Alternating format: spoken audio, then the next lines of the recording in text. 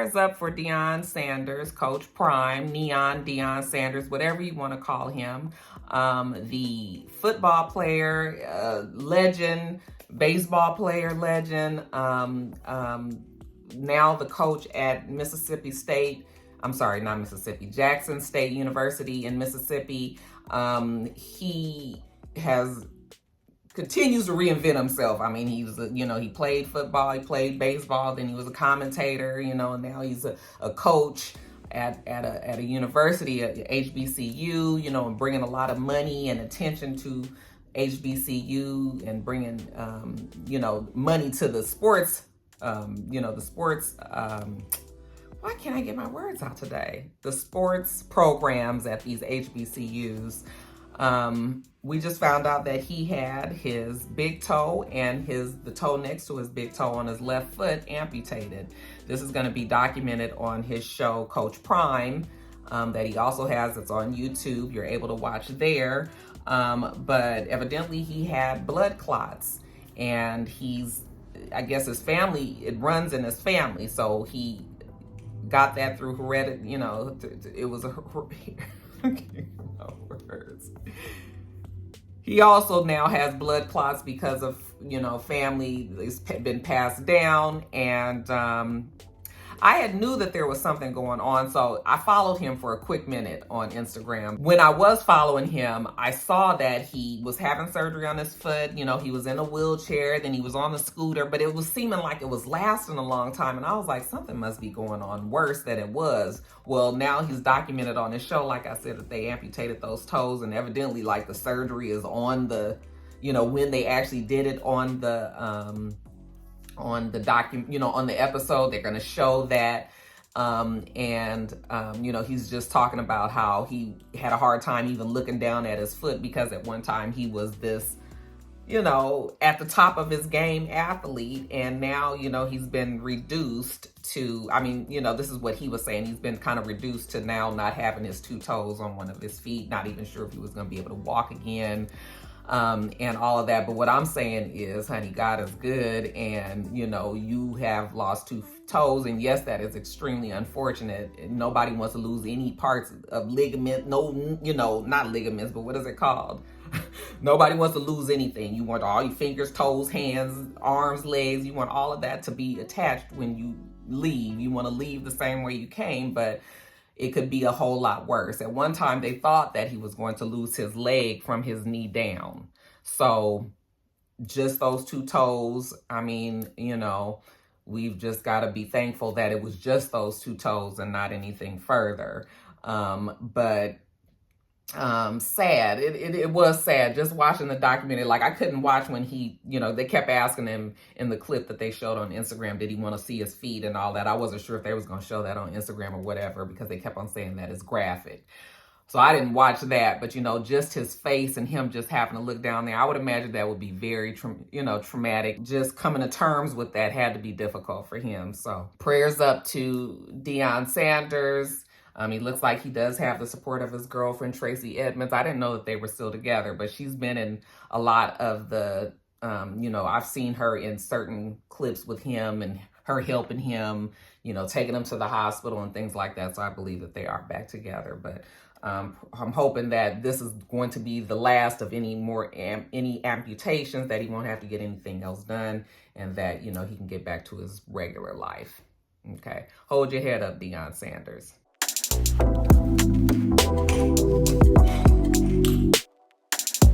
So it seems that Ryan Coogler was at a bank out here in Atlanta, Georgia, and he decided that he needed to pull some money out of his bank account. Now, if you don't know who Ryan Coogler is, he is the director of many movies that we've all come to enjoy. We think of Fruitvale Station, that he did with Michael B. Jordan. That was his first movie, I believe, that he directed. He also did the Creed movies with Sylvester Stallone and Michael B. Jordan, but he's probably best known for his direction of Black Panther, He is the highest grossing Black director ever.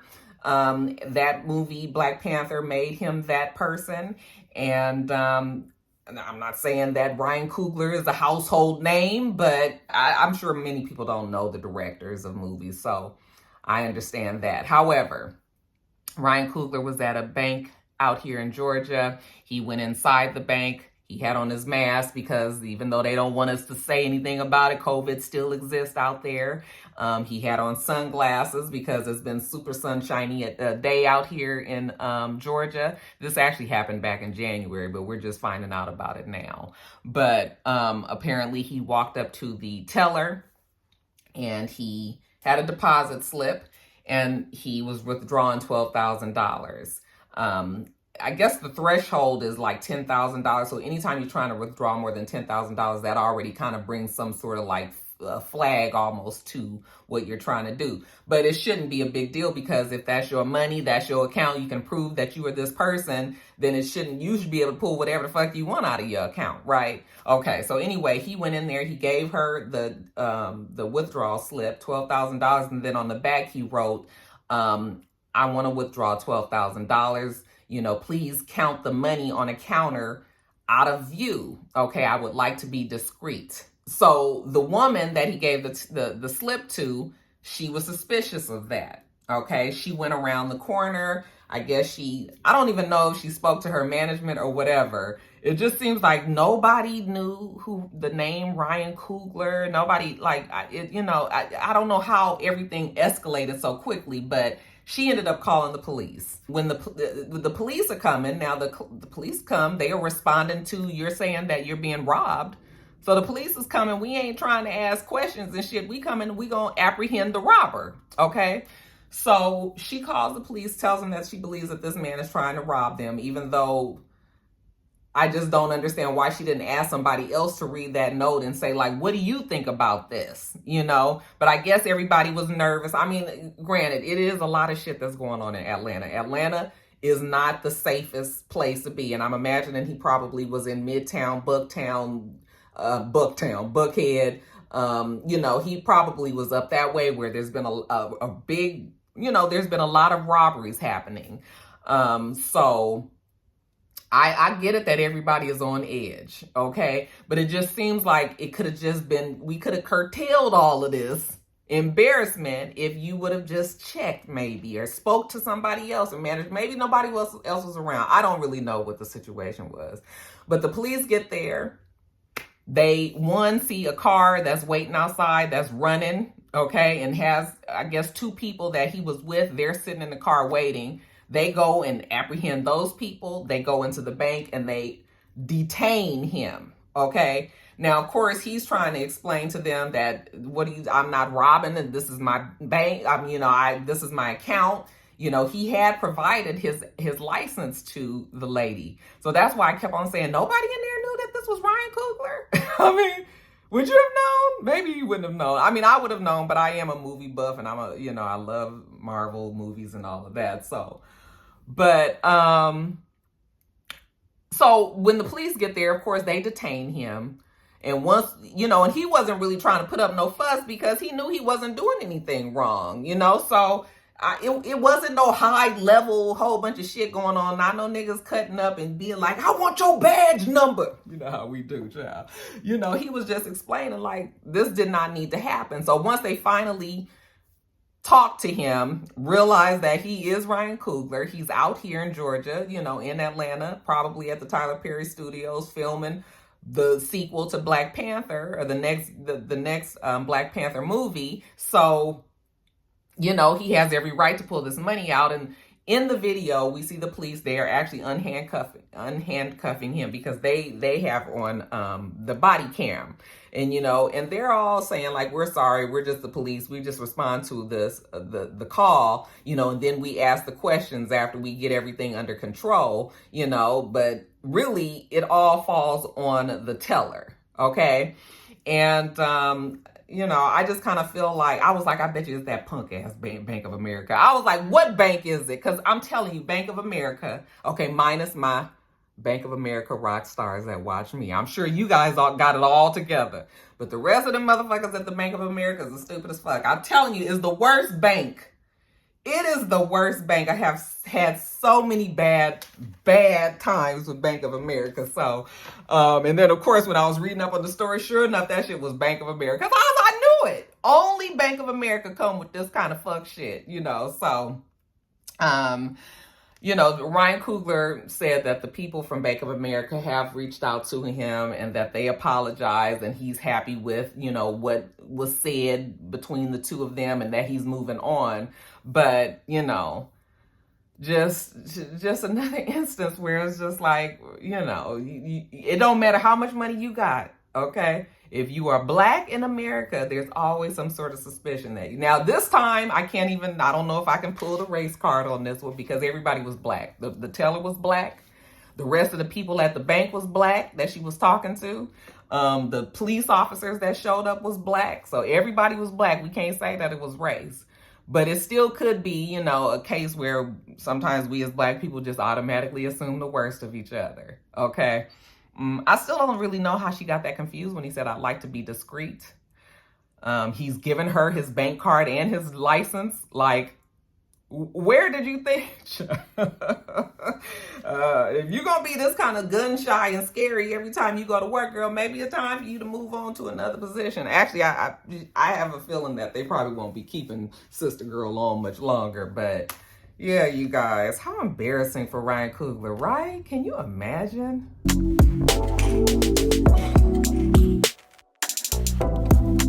All right, you guys, next story up. So let's talk about Britney Griner. Okay, she was arrested in Russia for drug smuggling. Now, when you hear that it was just a little vape pen, you don't think nothing of it. But when you think of the extremely non-tolerant Russian law where you cannot have drugs there, and she had the vape pen in her, you know, carry-on luggage as she was, I believe, leaving out of Russia. Not sure if she was coming into Russia or leaving out of Russia. She might have been trying to leave out of Russia to get back home. Yeah, I think that's what the situation was. She was leaving out of Russia to get back home because the tension was rising in the Ukraine. And supposedly she had this vape pen in her bag. They said that they didn't even really know when this happened. They said it was sometime around February 16th, sometime between February 16th and February 20th, she was apprehended. Okay. And just a couple of days ago, pictures of her, you know, of them, like her mug shot for Russia, I should say, has been released. It's a picture of her holding up a piece of paper with some numbers on it. And yeah, she was arrested. And when I heard that story, I just shook my head. I mean, you know, nobody wants to hear a, you know, what the fuck was you thinking, girl, you know, story. You know, nobody wants to hear that when you were in the middle of that. My heart just goes out to her because, yeah, we can say all of that once we know that the woman is back safe in the United States. But this was the absolute worst time to be caught, you know, over in Russia with a vape pen. Okay. You know, that was around 16/20th. Like I told you guys, the invasion started on the 24th.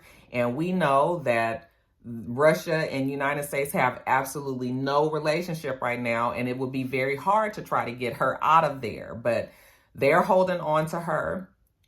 And, you know, it's expected that Putin will probably try to use her as some sort of, you know, as some sort of bargaining token with the United States. Well, the Biden administration has already said that they don't bargain, okay, with the likes of Putin and his administration. So, I mean, it is not looking good for Miss Britney Griner. I know a lot of people were saying, like, why is she over there anyway? Well, you guys, she is a two-time Olympian, okay? She plays for the WNBA Phoenix. What is the name of their team? Phoenix Mercury. And then on her off season, she plays in Russia for the UMMC Ekaterinburg, okay, team. And we know a lot of the WNBA players and just a lot of female players in general who couldn't play for the WNBA. They will play overseas because they make way more money there than they do here in the States, okay?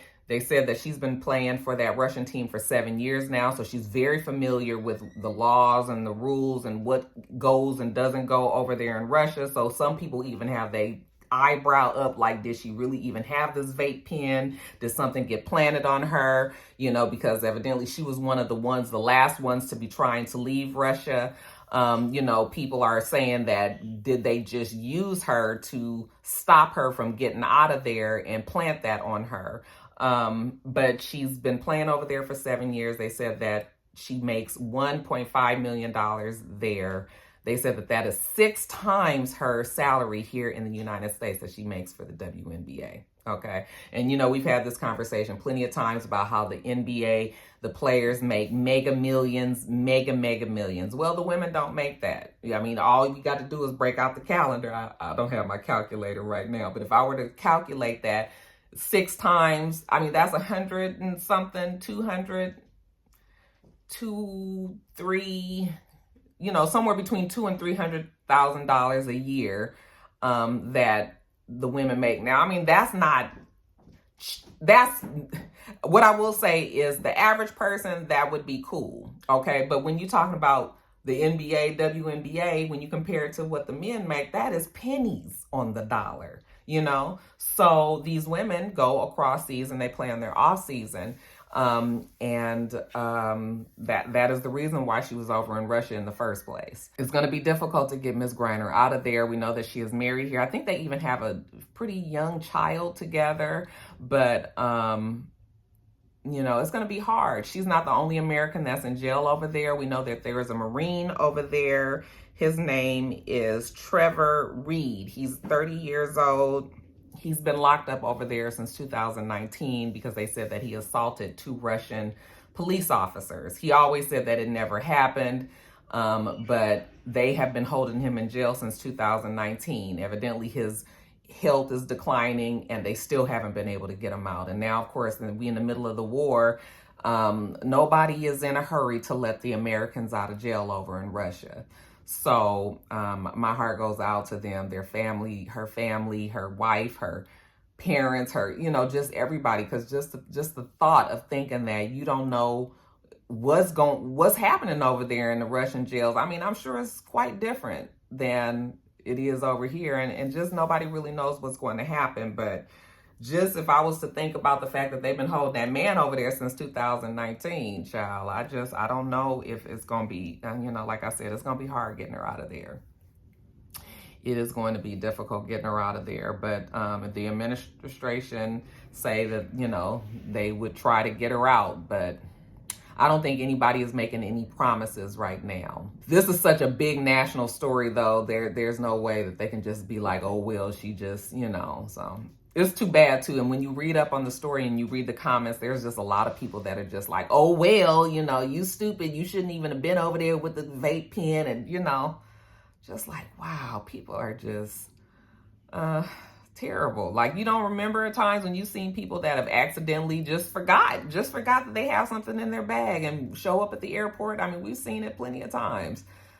Showing up at the airport with something that can be considered contraband or, you know, gun or a weapon or something like that, and it just slipped your mind. Yes, it probably wasn't the best time. Not probably, it definitely wasn't the best time, but you know, now's not the time to be placing the blame. Let's just get the girl out of there.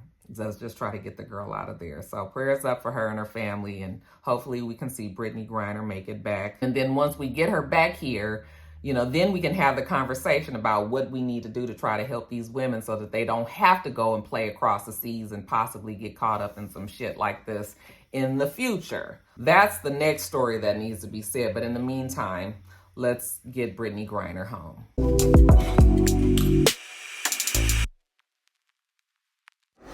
All right, guys, let's talk about your girl, Nene Leakes.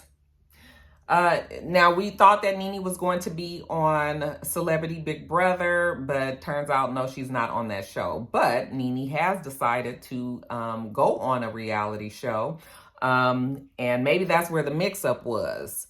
But it turns out that she is going to now be on the reboot of College Hill. You guys know that used to be a reality show that just followed the lives of like some black college students, you know, at HBCUs here in the United States.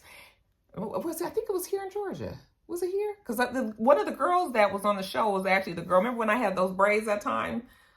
she was actually the one that was one of the girls that was on the show. She's braiding hair now. But anyway, now they've redone this. I don't even really know why they're calling it College Hill, because it's totally different. But this time it's going to be celebrities that did never go to college. So they're going to be staying on campus, I'm supposing, and getting their degree. I'm not sure if they're getting their degree or if they just getting some sort of college experience or whatever. Okay, so Nene Leakes will be on that show along with Lamar Odom and Dream Doll and Ray J. And they say that they've seen them filming already with Slim Thug and also India Love. Okay, so that's going to be coming on, I guess it's going to be on BET, and we'll see. It just seems like, first of all, what a motley crew. Who would put all of those people together, you know? The rumor was that they were going to be filming at Jackson State University, you know, Deion Sanders, where he is the coach there, and that Tracy Edmonds is the producer. She's the one who produced the show back in the day, and now she is the one that's also bringing this show to fruition today. But they're actually filming at Texas Southern University, okay? And like I said, we've already, there's already video of them filming on the campus there. So interesting. I was like, oh, Texas Southern, isn't that where Meg Thee Stallion graduated from? You know, everybody is, all these universities, these HBCUs is getting some good publicity. But we'll see what happens on that show. Nene should be happy, though. But, you know, Nene is not always happy. Nene was found hating on Candy, and that's all it is, you guys. Nene just has never really liked Candy, has always been jealous of Candy. And we all know that from the moment that Candy came onto Real Housewives of Atlanta, Nene has always had to flex and try to prove that she was the HNIC, because Candy already came with, she was already successful. So Nene felt threatened by that, and I wish she never had to be, because Candy never threw any of that kind of shit in her face. But, you know, Nene always had a problem. So now that Candy has this show, Candy and the Gang, which, side note, I will be reviewing. I will be starting it on, that review will be up on Monday. Okay, I didn't review the first episode because this is, like I said, it's been a trying week. So, but we'll be up and running next week. But, the show was cute. The show was cute. I watched it. I haven't finished watching it, but what I saw, you about to leave? Okay, I'll see. From what I saw, it's a good show. Candy definitely knows how to put a good entertaining show together, and I was like, okay, I'm here for it. So, yeah, and the show didn't do super huge numbers, but I don't know if anybody watches these reality shows that much anymore. Nobody is doing 1 million, 2 million views and shit like that anymore. Okay, so I think Candy was somewhere around 500,000. Maybe the show will continue to grow as the show goes on. But yet and still, Candy has this show. Bravo gave it to her. Nene's jealous about it. And now Nene, you know, people saying that, you know, Nene deserved the show basically on Bravo. Well, Nene is the reason why Nene is not on Bravo. Nene blamed Bravo with racism and these are super high, serious issues that she was blaming Bravo for. There ain't nobody out there trying to give you nothing now, you know? Candy has always, whether she playing the game or not, Candy has always been able to parlay her shit into many streams, and Bravo has helped her all the way. And Nene, you know, instead of believing that you just the HNIC, I mean, you can believe that on the inside, but instead of like always having to shout it from the rafters, maybe you should have just tried to take a page from Candy's book, been a little bit more agreeable, and tried to get your show that way, you know? So, yeah, you know, I can't be mad. I mean, I can't be mad at Candy. Candy is smart. She is a businesswoman, okay? She does what she needs to do, and it happens, okay? And this show, I think, is going to do well for her. And Nene is just jealous. That's kind of just how I see it, okay? Or maybe she's just hating, okay? It's a little hateration in the dancery. So, but what do you guys think? Do you think that Nene has a point? Yeah, I think that Nene is the reason why Nene is no longer on Bravo. But congratulations on your new show on BET. We'll see how that does. Will you guys be watching College Hill, the reboot?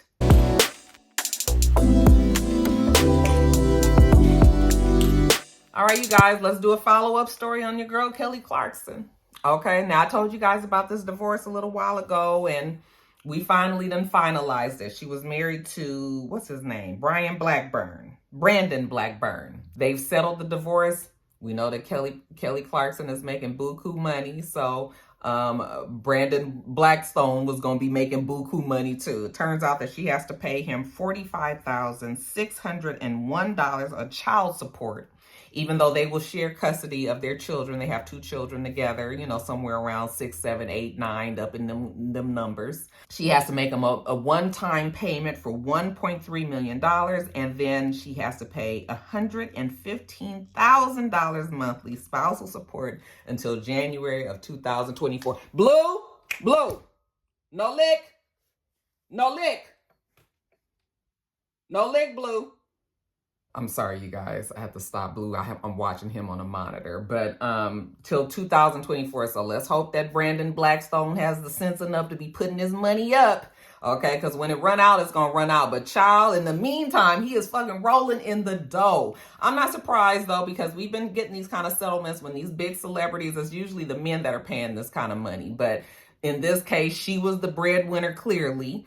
And I figured that she was going to be paying like this. Now, Kelly Clarkson obviously has the money, and I think she's just glad to be done with this whole thing. She's going to be able to keep the ranch that they have. They have a ranch in Montana. She's keeping the ranch. He is actually living on the ranch until he can figure out other living arrangements. So he has to pay her $2,000 a month to rent out the place there. She gets to keep the family animals, the cars that they had, but he gets to take the livestock. I was like, what are you gonna do? Go take him to the apartment that he get next? No, honey, with that kind of money, I'm definitely sure he ain't gonna be in no damn apartment unless he buy a complex shit, and he still won't be living there. But yeah, that is the situation there. That divorce, the books are closed there. Kelly Clarkson is now a single woman. Actually, she's been declared single since August of last year, but she can now finally move on with her life, give him his money, get the nigga out her hair, and go on. And Brandon Blackstone, I'm sure he is quite the happy man. Okay? Yeah. Ooh, that's a lot of money. Whew. But I always say, sometimes you gotta pay the price for peace.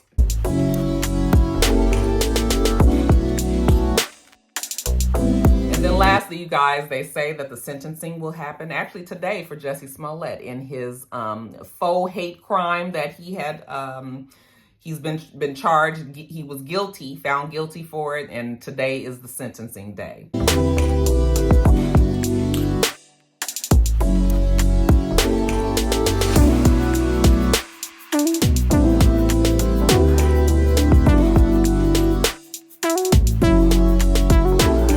See if he does get any jail time. They want to, I think Chicago want to throw the book at him. I think they are so done with his ass. And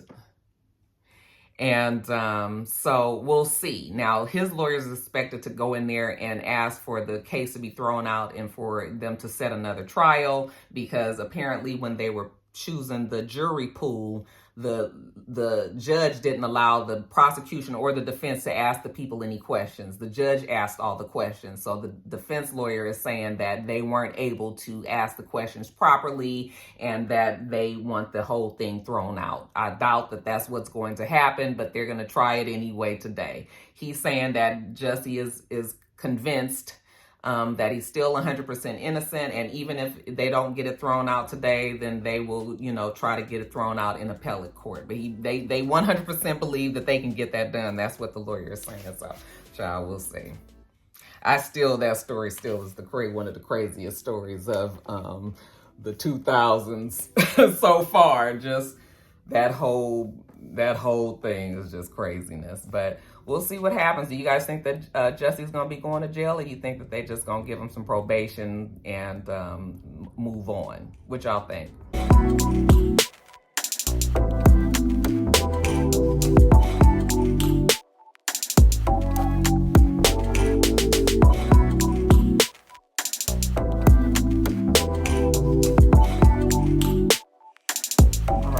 Let me get on off of here. I wanted to show you guys how I'm able to see Blue. He's in his cage right now, but you guys see him. That's a live picture of him in his cage. Child, I'm gonna give you guys a story time for sure on this whole experience with Blue getting neutered, but I have to make sure that I see him and make sure he's not looking at his wounds. Child, long story. Like I said, you'll get a story time. Just let me get through this next week, okay? Anyway, y'all continue to send your prayers out for your boy Blue. It's been tough. We done had us a rough week, child, but we seeing the light at the end of the tunnel now. I'm gonna get on off of here though, you guys. Make sure, we do this every single week. So make sure that you rate, comment, and subscribe, and make sure you come back.